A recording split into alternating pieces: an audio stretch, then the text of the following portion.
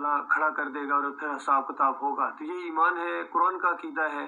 तो इसको बदल दिया अहमद इब्न हम्बल ने, और फिर इब्न तैमिया, इब्न क़य्यिम, इब्न हजर अस्क़लानी और मौजूदा जितने मसालिक पाए जाते हैं सब ने इसी को लिया है कुरान के मुकाबले में। कुरान को पीछे कर दिया और अपने अकाबरीन के अकीदे को आगे कर दिया। बिल्कुल वही चीज़ हुई है इसी तौहीद की बुनियाद के ऊपर उठने वाली जमात के अंदर।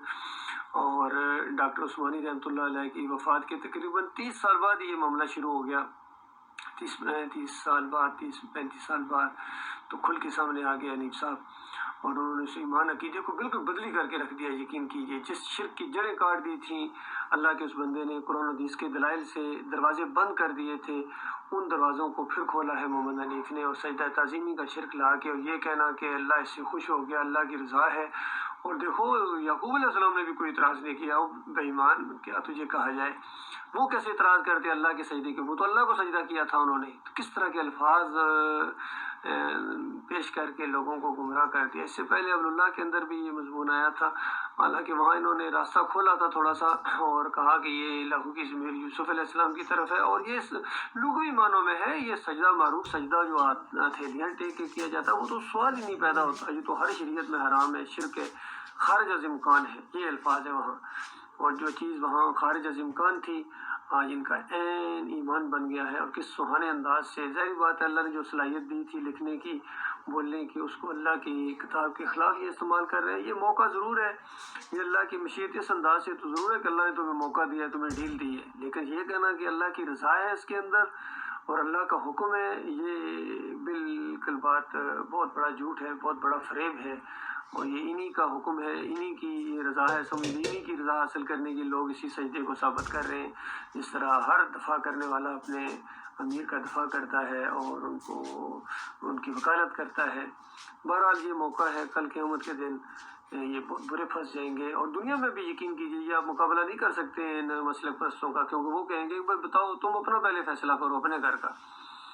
कि जिस तरह वो कल परसों किसी बंदे ने जब ये ट्वीट किया ये रिमार्क्स ये किसी जगह कि कश्मीर बनेगा पाकिस्तान, तो एक कश्मीरी ने आगे से जवाब दिया पहले खुद तो आज़ादी हासिल कर लो फिर हमारी बात करना।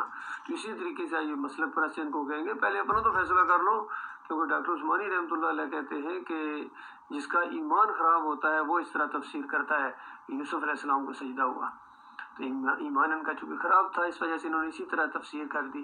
तो ये तफसीर खुल के सामने आ गई है लोगों के सामने। तो जिस तरह महमूद अल हसन की तफसीर में से शिर्क की निशानदेही की जाती है, तफ़हीमुल कुरान में निशानदेही की जाती है, डॉक्टर इसरार के शिर्क की निशानदेही की जाती है, तारिक कादरी के, तारिक जमील के, तकी उस्मानी की शिर्क की निशानदेही की जाती है, इसी तरह मोहम्मद हनीफ की जो दावतुल कुरान तफसीर है जिल्दोम, इसकी भी निशानदेही की जा रही है। पूरी तरह ये अल्लाह की किताब के मुकाबले में खड़े हो गए हैं। और अब लाइब्रेरियों में जहाँ इन मुशरकाना तफासिर को रखा जाएगा वहाँ दावतुल कुरान को भी रख दिया जाएगा। और हैरत की बात है इसका नाम इन्होंने दावतुल कुरान, इसमें कुरान की दावत होनी चाहिए थी। तो ये आपने क्या जुल्म किया है कि कुफ्र शिर्क इसके अंदर, इब्ने कसीर की दावत इसके अंदर डाल के और मुशरकाना तफसीर इसके अंदर डाल के सिर्फ लोगों को खुश करने के लिए उस दावत का जोर ही आपने तोड़ दिया, ईमान और तौहीद की बुनियाद को उखेड़ दिया आपने। तो बहरहाल ये अपनी अपनी किस्मत की बात है, अपने अपने नसीब की बात है। अब ये मोमिनों की जमात के अमीर रहने तो क्या इनके मुक्तदी और एक आम रुकन की हैसियत भी इनकी नहीं रही है, क्योंकि शिर्क जिसके अंदर आता है वो मोमिनों की जमात से सबीलुल मोमिनीन से खुद हट जाता है और फिर अल्लाह ताला जाने देता है जिधर वो जाना चाहता है, और उसके आगे मालिक जहन्नम रखता है जो बुरी जगह है, उसके अंदर इनको जाना पड़ेगा।